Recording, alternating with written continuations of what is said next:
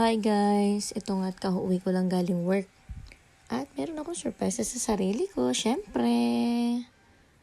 Of course! What is it? Oh, it's an Apple Watch and iPhone 12 Pro. Tara, mag-unboxing tayo.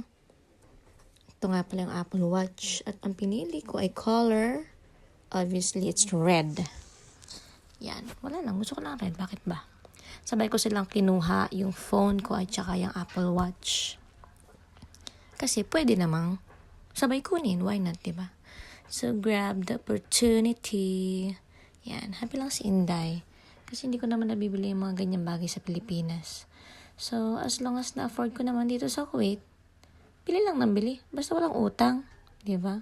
Binabayaran naman hulugan nga lang. At least, hulugan.